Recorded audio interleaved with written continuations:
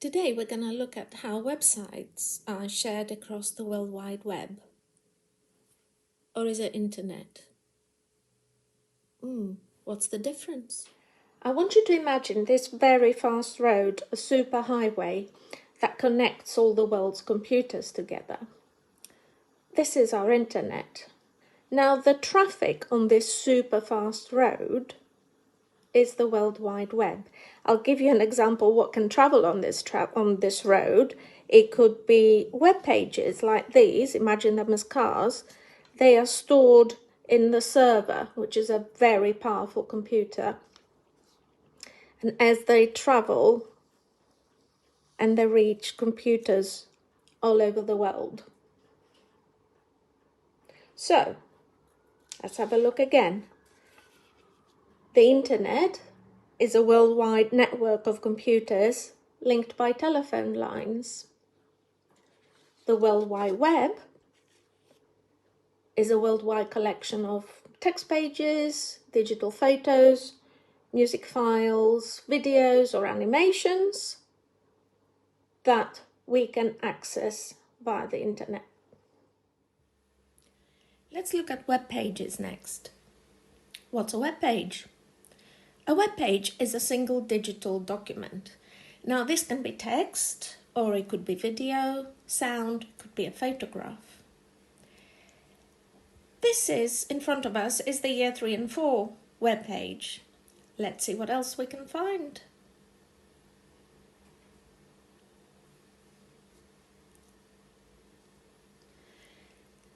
Now, if we took all the web pages and connected them together, we can create a website. There's our school's website. So a website is a collection of connected web pages. Now think a bit about a book. You can have single pages in a book. If we put all the pages together, connected in a story, you have a book. It's easy these days to build a website. You can use desktop publishing software to help you create one. And once you have built your website, you will need to upload your pages to something called a web server.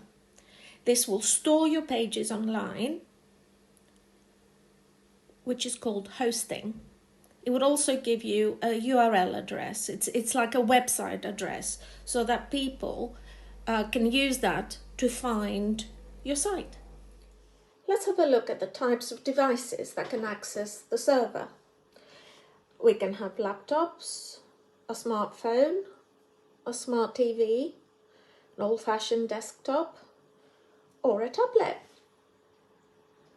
Now these are called clients, and in order for them to access the websites, they need a program called a web browser. Now remember that a web server is a very powerful computer that can hold a lot of websites and web pages for other computers. Do you remember the little cars traveling on the superhighway? Sending information to the web server is called uploading. So for example, you're sending a web page. Now, receiving this information is called downloading. So you might receive a web page. So to give you an even better example, when I send this video to Mrs. Pettifer, I will upload it to the server. She will download it, have a good look at it in case I've made mistakes, and then she will upload it onto YouTube. And then when it's time for you to see it, you will download it and watch it. Let's talk about how we can access websites and web pages. Now, every device and every web page which is hosted on a server has a unique address, and it looks something like this.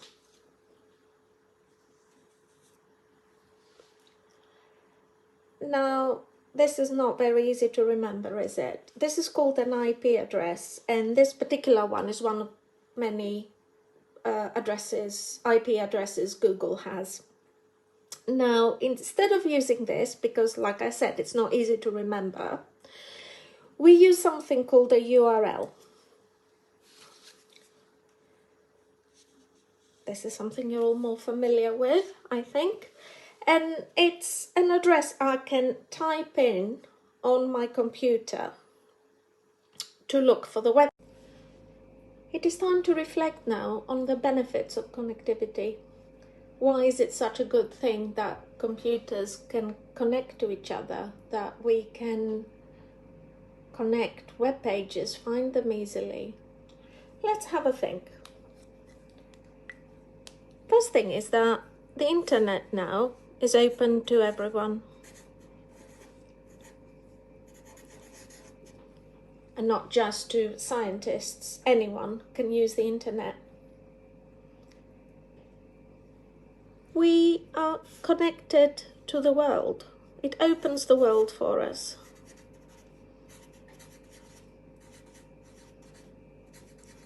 If you think about it, I can talk to somebody in Africa, in the United States. The servers are all over the world. I can find information from any part of the world. And that's another thing. We can share information.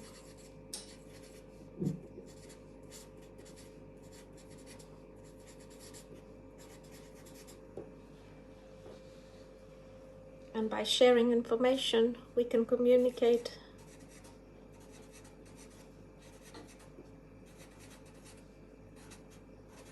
We can communicate easily.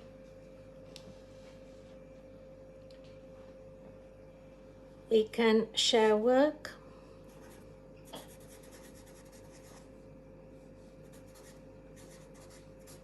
And our thoughts.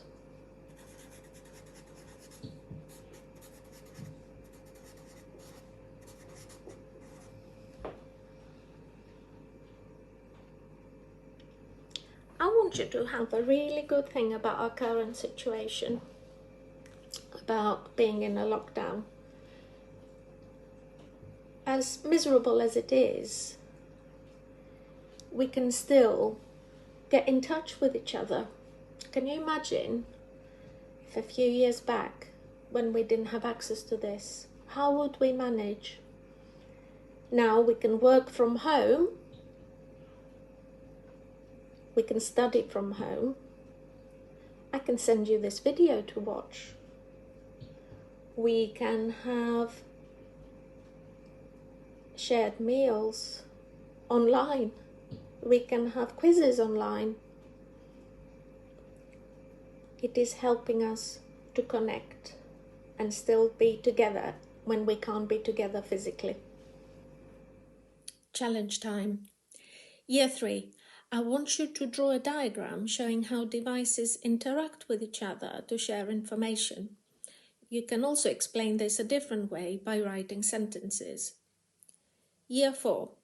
You are also creating a diagram, but you are showing how websites are shared on the World Wide Web. Now include an English Martyrs YouTuber creating new content. Ooh, how are you going to do that?